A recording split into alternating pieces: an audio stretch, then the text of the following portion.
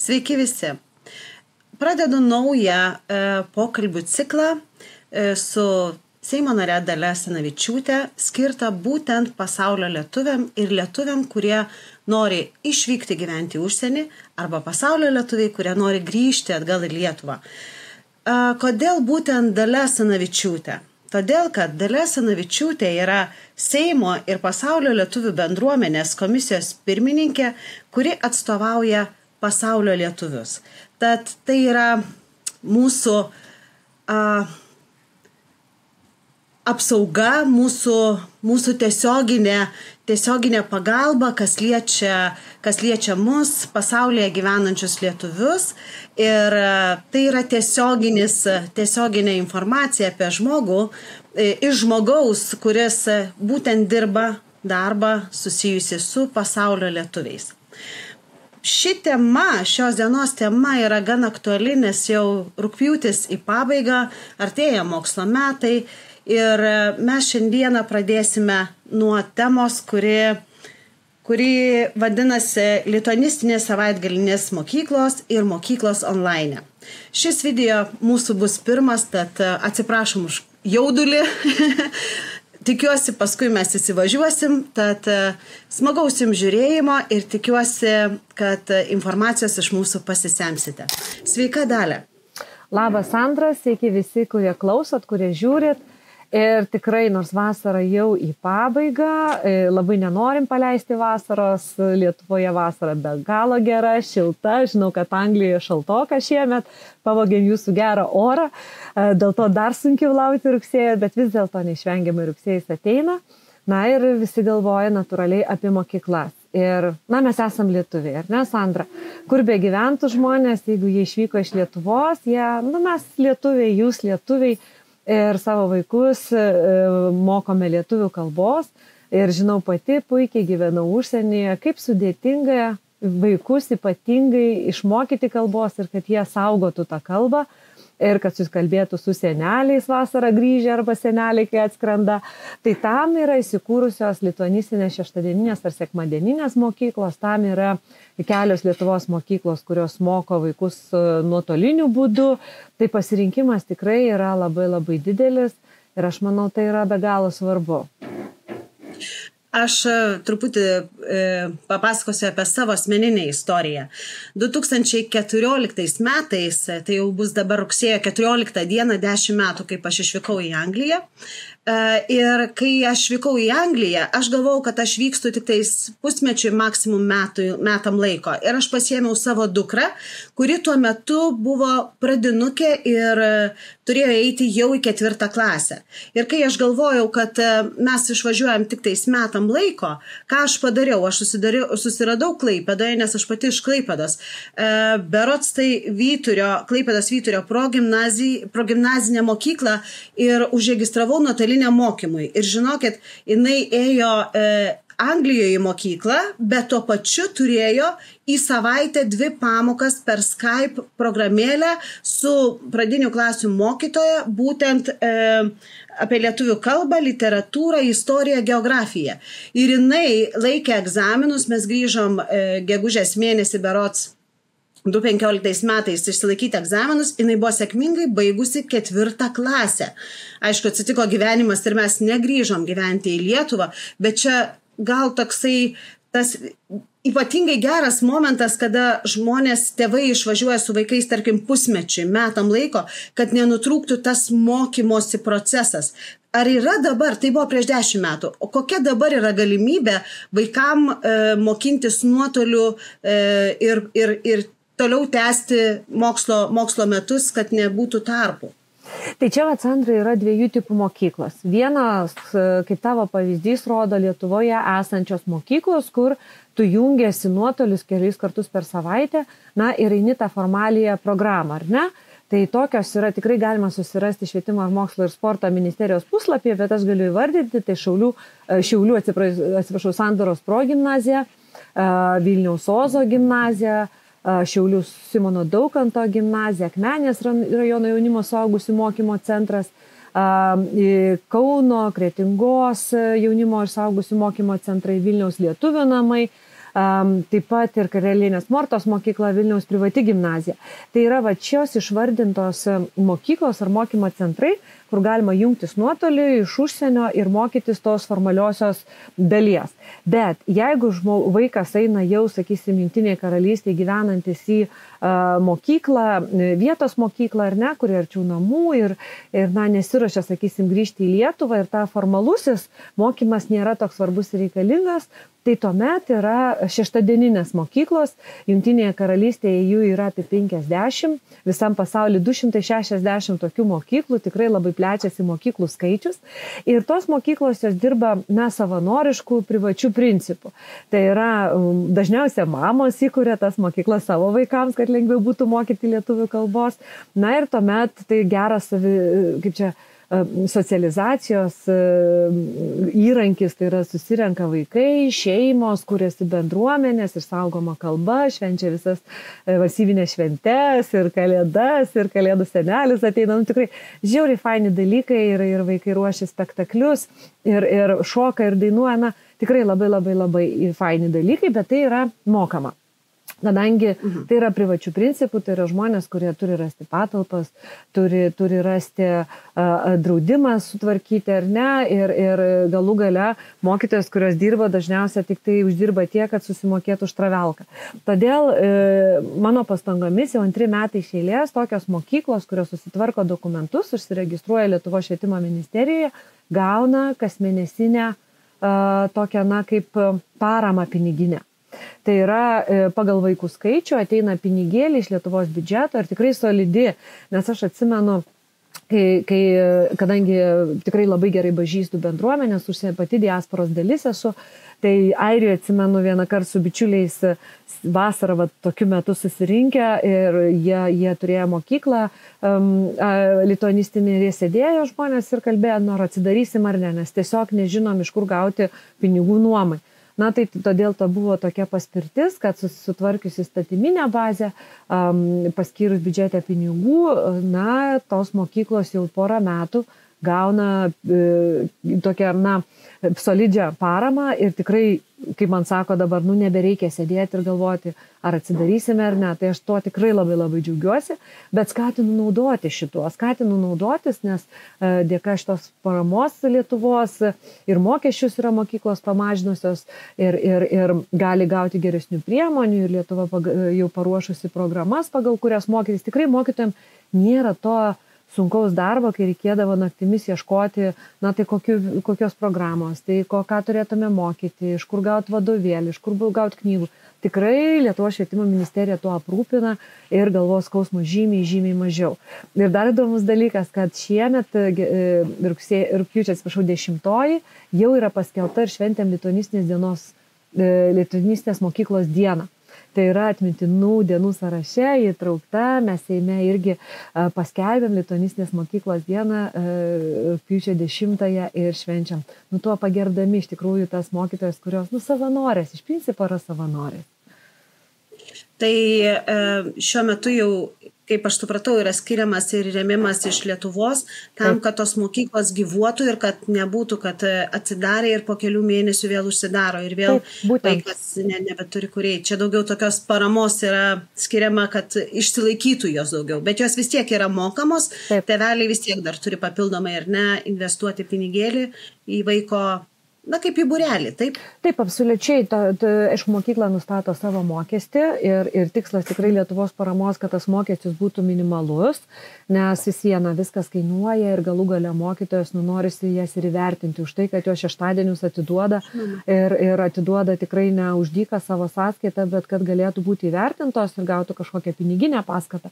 Bet galų gale netgi jeigu ir jūsų rajone, regione, mieste nėra tokios mokyklos, žinokit, yra didelė paskata ją steigti ir priimti vaikus mokytis, nes, yra parama, yra iš tikrųjų, aš tik viliuosi, kad jinai ir liks toliau, nes taip įstatymas numato, kad tas rėmimas būtų, bet vis dėlto, kiekvienais metais, kiekviena vyriausybė, patvirtina tą biudžetą arba nepatvirtina, skiria arba neskiria. Tai antrieji metai iš eilės yra skiriama, kuo aš tikrai be galo džiaugiuosi. Tai yra, man atrodo, toks istorinis pasiekimas, nes tai buvo bandoma daryti ir praeitoj kadencijoje, bet buvo argumentas, kad, ko gero neverta, nesuskaičiuosim vaikų, koks tai bus, kokia įtaka, koks rezultatas ir panašiai. Tai aš labai džiaugiuosi, kad man pavyko įtikinti švietimo ministeriją, kad tai yra labai labai svarbu. Ir iš tikrųjų mes matom ir didėjimą mokyklų skaičiaus, ir matome vaikų ateinančių didėjimą. Bet tikslas yra pagrindinis, kad išsaugoti lietuvių kalbą, lietuviukus, mūsų jaunuosius, nes mes esame maži, ar ne? Ir Lietuva yra be sienų. Turim pripažinti, Lietuva jau yra be sienų, nes lietuviai gyvena visam pasaulyje. Yra skaičiuojama apie užsienyje gyvenančių apie 1 milijoną lietuvių kilmės asmenų. Tai įdomu tai, kad paskaičiuota statistikoje su Lietuvoje gyvenančiais Lietuvos piliečiais ir užsienyje gyvenantis Lietuvos piliečiais mūsų yra 3,15 milijonų. Tai mes esam 3,5 milijonų tauta, svarbu neužmiršti savo šaknų, savo kalbos, savo tradicijų, nes tai mus ir išlaiko, ar ne, lietuviais. Aš pati esu dabar gyvenanti Anglijoje, bet šiandien mes kalbam apie visą pasaulį, ne tik konkrečiai apie Jungtinę karalystę ir apie visas nuotolinės mokyklas ir rėmimai priklauso visam pasaulyje steigiamom lietuviškom mokyklom. Taip, absoliučiai. Absoliučiai visam pasaulyje, aišku, yra tam tikri reikalavimai, tu turi užsiregistruoti švietimo mokslo ministerijoje, po to, aišku, teikti ataskaitas, vaikų registrą užpildyti, dėl to, kad tai turi būti labai skaidru. Vis dėlto tai yra valstybės pinigai ir tie valstybės pinigai, jie neturi eiti į šoną arba, kaip sakant, ištaškyti.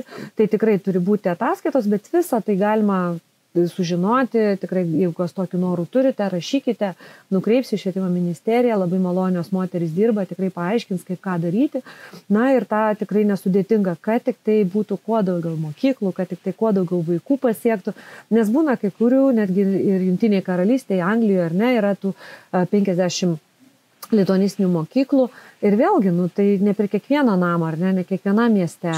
O kodėlgi tai nebūtų paskirta įsteigti tą mokyklą ir surinkti vaikus ir turėti bendruomenę, nes paprastai, žinot, mes netgi diskutuojam, toksai amžinas klausimas, kai būna višta ar kiaušinis, tai čia ar bendruomenė ar lituanistinė mokykla pirmą atsiranda.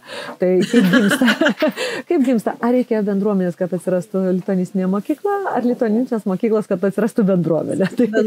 Tai čia nebūtina turėti bendruomenę, kad atidaryti tą lituanistinę mokyklą. Aišku, ne, bet reikia būti juridiniu visieną asmenį, normalu, nes tai visieną ataskaitos ir visa kita, ir visa skaita. Ir, čia yra tos detalės, kurios tikrai galima atskirai pakalbėti jau su norinčiais, bet esmė, kad taip, tai turi būti nebūtinai Lietuvoje, nebūtinai Anglijoje, nebūtinai JAV, kur yra lietuvių ten. Tai čia žinutė visiems, kas turit minčių ir idėjų kurti lituanistinę mokyklą, rašykite Daliai Asanavičiūtei. Aš tikiu, kontaktus galima rasti Google paskyroje apie pačią. Messengerį labai per Facebooką, Messengerį brūkštelkite, tikrai matau, atsakau ir nukreipsiu, kur suteikti, bus tikrai visai išsami informacija. O dabar, Dalia, sakykit, tos lituanistinės mokyklos, jos yra būrelio pobūdžio ar gauna kažkokį tai pabaigęs vaikas metus laiko kažkokį tai pažymėjimą, kuris galbūt ateityje grįžus į Lietuvą išvengtų tų išlyginamųjų gal kažkokių tai pamokų, egzaminų ar panašiai. Ar yra tipų? Įvairių. Yra kai kurios mokyklos, sakysim, 20 vaikų, tikrai nedidelės, 15 vaikų ir jos renkasi galbūt ne kas savaitgalį, kas antrą savaitgalį, nes tam, kad gauti rėmimą iš Lietuvos, reikia visiems tam tikrą valandų skaičių atidirbti ar ne su vaikais. Tai vieno kart per mėnesį nepakanka, bet susirenka, kad kalbėti lietuviškai, kad žaidimus žais lietuvių kalba, ar ne, kad dainelės dainuoti lietuvių kalba, įvairiaus amžiaus vaikai, tai jiems, iš principo nieko nereikia, jie tiesiog nori, kad vaikai turėtų tą terpę draugų lietuvių, ar ne, tėvai būrėsi. Tai, čia tada mes nekalbam apie sertifikatus, mes nekalbam apie kažkokius tai formalumus, bet yra labai rimtos mokyklos, kurios turi kelius šimtus vaikų ir 4 iki 700 JAF yra viena didžiausių mokyklų vaikų. Ir tada, jeigu turi vyresnių ypač vaikų, kur svarbu į koledžą stojant tam tikras sertifikatas, kuris prideda balų stojimui, ar ne? Arba, pavyzdžiui, tie šeimos, kurios nori grįžti į Lietuvą ir bijo, kad Lietuvoje, lietuviškoje mokykloje sunkiai labai integruosis, to labiau, kad yra tas dažnai pereinamas etapas, ar ne? Tai tam mes irgi kartu su to pačiu įstatymu, apie kurį minėjau dėl finansavimo, įteisinom sertifikatus, lietuvių kalbos lygio nustatymo sertifikatus. Ir vyksta kasmet, savanoriškų visiškai principų, jeigu norima yra, kasmet yra vykdomi testai. Vaikas atlieka tuos testus savo mokykloje arba nuotoliniu būdu, čia vėlgi priklausomai ar yra specialistų, nes jos vykdo tikrai specialistai, paruoštos yra užduotis ir gavę įvertinimą nustatomas yra kalbos lygis ir gaunamas oficialus švietimo ministerijos sertifikatas. Ir su tuo sertifikatu, jeigu vaikas nori grįžti į Lietuvą, jisai gali jį pateikti mokykloje ir tikrai mokykla žinos, kokio lygio vaikas. Ar jam reikia palengvinti kitų dalykų mokymasi, kad jis geriau išmoktų lietuvių kalbą. Pavyzdžiui, lietuvių namai Vilniuje veikiantis, kur tikrai labai daug mokosi iš užsienio grįžusių mūsų lietuvių vaikų, lietuviškų šaknų, ir jau jie nebetelpa savo patalpose, tikrai labai puikiai nuostabi mokykla. Tai jie daro išlyginamosius metus, tai yra, kai vaikas mokosi tik lietuvių kalbos ir labai svarbu žinoti, koks tas kalbos lygis, kad vaiko, emociškai galų gale netraumuoti, ar ne, jį ten testuojant vėl ir vėl vertinant ir panašiai. Tai turint tokį sertifikatą, mokykla žino, kokio lygio kalbos mokėjimo vaikas yra, kiek jam galima kitų dalykų mokyti, kiek jam akcentuoti lietuvių kalbą ir panašiai. Tai tikrai, kiek aš žinau, kiek girdėjau, palengvina tą integraciją Lietuvoje, o galų gale yra tam tikri, šalis, kaip pavyzdžiui Amerika, ar ne, kur stodamas į koledžą, pateikęs tokį sertifikatą, tu dar gauni papildomų balų stojimo. Tai čia, abipusė nauda yra. Kiek žinau, Anglijoje tokių dalykų nėra, bet gal ilgainiui irgi atsirastų, nes niekas tokio dar ir nebandė. Tai pabandžius tą sertifikatą parodyti, gal vis dėlto tai pridėtų papildomą benefito, papildomų privalumų būtų.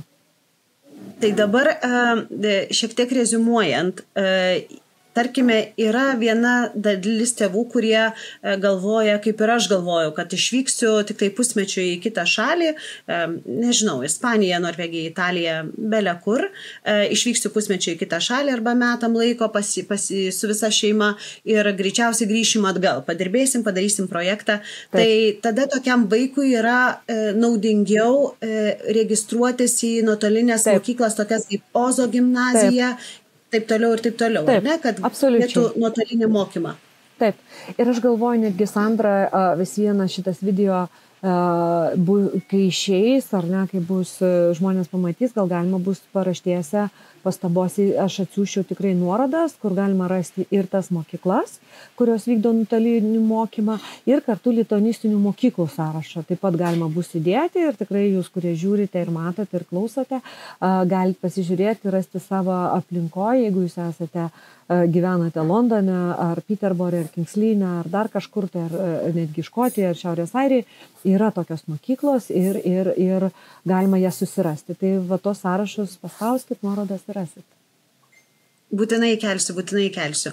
O dabar kita terpė žmonių, kurie dabar daugelis ir mano klientų daugelis grįžta į Lietuvą. Taip. Ir grįžta su vaikais, kurie yra 9-okai, 10-okai, 8-okai ir iš tikrųjų yra tarpas, kur visiškai vaikas neėjo į lietuvišką mokyklą. Aš tikiu tikrai didelis šokas vaikui. Taip. Pradėti, nes ne kiekvienam mieste Lietuvos yra tos integracinės mokyklos, ar ne? Taip. Tai ar būtų protinga ir patogu tada įsirašyti, planuojant, kad jau grįšim, įsirašyti į kažkokią nuotolinę mokyklą, kad bent jau kažkokius pradmenis pasimtų iš tų visų nuotolinių mokyklų, kaip vėl kartosios Ozo gimnazija, nes aš pati buvau užregistravus savo dukrą, tik dėja mes jos nebaigėm, nes tiesiog atsitiko vėl gyvenimas, bet buvom užsiregistravusios ir aš pati mačiau ten gan įdomi ir labai skani programa, tokia per žaidimo formą, ten ir gali pasižiūrėti savo klasiokus, kurie yra pasaulio lietuviai, pas ją atsimenu, pas mano Gabiją buvo ir iš Kanados, ir iš Australijos klasiokai, tokia įdomi klasė viso pasaulio. Tai gali tėvai užregistruoti vaiką nebūtinai nuo 1 klasės į tas mokyklas, ar ne? Absoliučiai, tai yra pagal tavo klasę, pagal tavo amžių, pagal tavo mokėjimo lygį, tai viskas yra parenkama, bet vis dėlto aš norėčiau grįžti, ką ir pradžioje pasakei, apie planuojamą grįžimą. Na, tikrai, jeigu vis viena tie formalūs mokslai vis dėlto reikalingi planuojant tą grįžimą, ar ne, ir norint turėti atestatą, ir vis dėlto grįžimas, jisai turi būti planuojamas. Ir jeigu nepavyktų užsiregistruoti nuotolinę, tai galų gale, kad ir 6-dieninę tą mokyklą pavaikščioti, ar ne, šalia namų, kad pramokti lietuvių kalbos, kad, tiesiog vaikui to šoko nebūtų. Nes, dažnai žmonės grįžta spontaniškai, tai taip neturėtų būti, nes aš pati grįžau ir labai džiaugiuosi, kad grįžau. Ir žinokit, kai aš visada sakydavau, kad grįžimas yra antroji migracija, taip ir yra. Tikrai, kai pagyveni užsienyje, 7 metus gyvenau užsienyje. Ir žinot, aš pati po 7 metų grįžau į Lietuvą, į savo gimtą miestą Vilnių ir galvoju, ką man čia reiškia, atvažiuoju, čia mano miestas, mano namai, mano žmonės, visi kalba lietuviškai, mano troleibusai, autobusai. Ir kai sėdau į tą patį troleibusą ir jis mane nuvežė į kitą pusę, supratau, kad reikia vis dėlto suprasti, kaip čia vyksta gyvenimas. Ir dėl to, ypač atsivežant vaikus, tai mano vaikai jau suaugę ir jie dėja negrįžo, gyvena užsienį, aš vis viliuosi, kad jie grįž, bet atsivežant vaikus, mokyklinio amžiaus vaikus, reikėtų pasistengti, kad jie visiems tą lietuvių kalbos turėtų supratimą, mokėjimą ir tam labai gerai būtų ar į Ozą užrašyti, ar į kitą mokyklą nuotolinę, ar galų gale 6-dieninę mokyklą, kuri šalia namų, kad jisai šiek tiek perprastų kalbos niuansus ir jam būtų tikrai lengviau. Taip pat, jeigu yra galimybė ir planuojama iš anksto, vėlgi išsilaikytą kalbos lygio nustatymo testą ir turėti sertifikatą, tai tikrai palengvintų atvykimą ir integraciją. Tai vėlgi, tą galima daryti kreipiantis į bet kurią lituanistinę mokyklą šalia arba kuri tikrai žino, kaip tai daroma, arba nukreipia, kas tą daro, arba galų galiai švietimo ministerija, ar man parašykit, aš jau nukreipsiu pagal jūsų gyvenamą vietą, kur tą galima padaryti. Bet jeigu vis dėlto nepavyksta nieko, nei to, vis viena neišsigaskite. Kodėl? Dėl to, kad, aš atsimenu, kaip prieš gal 6 metus dar nebuvau Seimo narė, aš tuomet garsiai kalbėjau ir tapus Seimo narė, kad vaikų integracija Lietuvoje grįžus yra sudėtinga. Kad ne visos mokyklos sugeba, kad ne visos mokyklos perpranta tos vaikus, nenori su jais gaišti laiko. Tai žinokit, situacija visiškai pasikeitė, jau su tais vaikais dirbama, jau aišku dar ir dėl to, kad ukrainiečių labai nemažai suvažiavę yra ir priversti buvo dirbti su jais mokytojai. Tai ir su mūsų vaikais ta integracija jau yra visai kitokia, jau yra tikrai žmonės sugeba dirbti, tikrai nebijokite. Tai eikite grįžę, net jeigu neturite nei sertifikato, nei mokslų baigę lietuviškų, ar ne nuotoliu, ar šalia savęs 6-dienį. Vis viena drąsiai eikite į mokyklą, užrašykite vaiką ir jau dabar retai pasitaiko, nesakau, pasitaiko, kad mokytojai vis dar nenori su tokiais vaikais dirbti arba nemoka, bet jau tikrai rečiau. O jeigu grįžtate į Vilnių, Vilniaus lietuvių namai yra tobula vieta grįžtusiems vaikams. Čia jau reklama, nemokama reklama, bet tikrai kokybės ženklas yra uždėtas labai didelis ir ryškus. Aš pamenu, kai pabaigėm tą nuotolinį mokymą pradinių klasių, kuris buvo visiškai nemokamas ir mokytoja 2 kartus į savaitę dirbo su mano dukra. Paskui užrašiau į Ozo gimnaziją, tai tada irgi buvo mokslas nemokamas. Ar dabar taip pat jisai likęs yra nemokamas formalusis mokymas? Kiek žinau, yra nemokamas. Taip, tai yra nemokama, nes tai, vaikas visiems turi gauti tą ugdymą, tai jis yra nemokamas, tai tikrai Tik tai tiek, kad, nuotoliu, žinot, kitą kartą sudėtingiau, nes tada daugiau darbo tėvui ar mamai. Tėvam. Tai vat mum ir atsitiko tas gyvenimas, kad aš iš tų mamyčių, kurie negalėjau būti tamsta mokytoja šalia vaiko, nors ir be galo įdomi programa buvo, tad taip, bet tai yra alternatyva, jeigu nėra šalia lituanistinių savaitgalinių mokyklėlių, tai ir tuo labiau tai yra visiškai apmokama valstybės lėšomis, ar ne, tie nuotoliniai mokymai, tai tikrai, mėly tėveliai, pagalvokit, pasižiūrėkit. Aš žinokite, Dalia, prieš susitinkant su jumis, truputėlį pabandysiu pašėrint skryną, radau informacijos, labai daug informacijos, renkuosi lietuva.lt. Ir čia apie nuotolinį mokymą. Nežinau, jūs matot, ką aš dabar rodau? Taip, puikiai matau, taip, ir dabar jau yra, tarp kitko, Užsienio reikalų ministerija padarė vieno langelio principą irgi pagaliau, dėl ko labai džiaugiuosi, ir mūsų komisijoje, Seimo pasaulio lietuvių bendruomenės komisijoje tas klausimas buvo keliamas sėkmingai ir, žodžiu, grįžtu LT. Taip pat yra toks puslapis grįžtu.lt, kur irgi galima viską rasti vieno langelio principų, visą informaciją. Tai tikrai tos informacijos yra grįžtu.lt, renkuosi Lietuvą, švietimo ministerijoje, visus tos, Sandra, gal mes nuorodas visas galėsim sudėti ar ne įrašę šitam pasidalinant, tai tikrai yra tos informacijos, jeigu dar kartą kartuosios, jeigu kažko reikia, rašykit man per Facebooką, Messengerį, Dalia Asanavičiūtė, tikrai atrasiu, atsakysiu, nukreipsiu. Nežinau, kaip sudėtinga kartais tose informacijos džiunglėse klaidžioti. O dabar sakykite, Dalia, tose savaitgalinėse lituanistinėse mokyklėlėse, ar yra teikiami kaip vadovėliai, mokymosi medžiaga visa, ar turi tėvai papildomai užsakinėti iš Lietuvos, ieškoti, iš kur tai gauti ir panašiai? Šiaip tai mokyklos visko pasirūpina.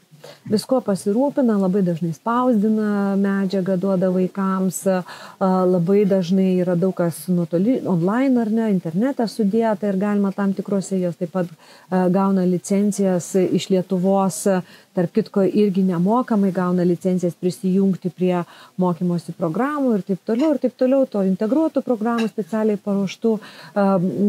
paruoštų dvikalbiams vaikams arba užsienį gyvenantiems vaikams.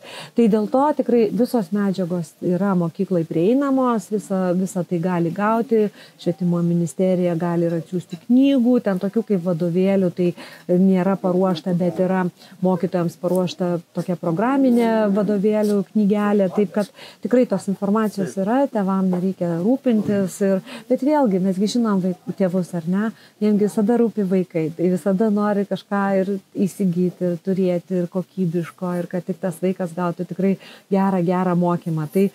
Tai čia ir nuo tėvų priklauso, bet mokyklos tikrai pasirūpina visą tą, jos gali gauti ir galų gale ne viską privaloma po nosiai turėti rašytinę ar ne, viskas galima internete rasti ir ten vaikai pas mus dabargi jau knygą retai paima, dažniau kompiuterį ir telefoną, tai netgi tam yra pritaikyti. Nuostabu, iš tikrųjų džiugu, kad taip einame koja kojant su pasauliu.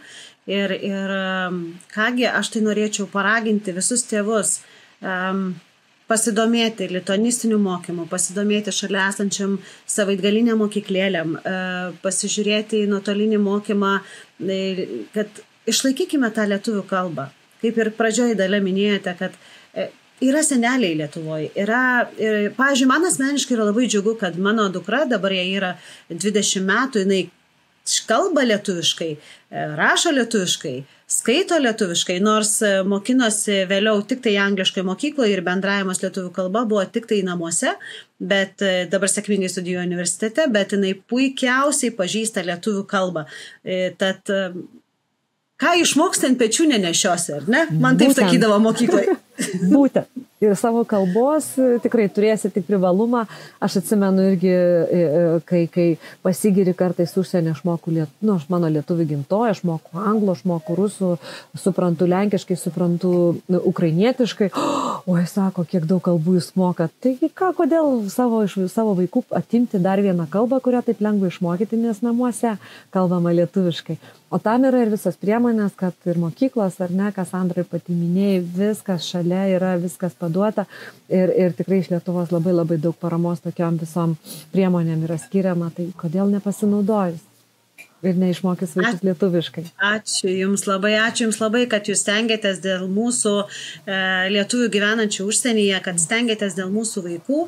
Na, mums visiems tėveliams tikrai raginu ir linkiu pabandyti užrašyti vaiką į lituanistinę mokyklėlę ar į nuotolinį mokymą ir kartu žengti su vaiku lietuvių kalbos pažinimo keliu ir kągi visus su artėjančia rugsėjo 1. Su artėjančia rugsėjo 1, mokslo žinių diena. Tai va, ačiū labai, ačiū Dalia, iki sekančio susitikimo, sekite mūsų pokalbius ir tikrai, aš tikiu, sulauksite daug naudingos informacijos.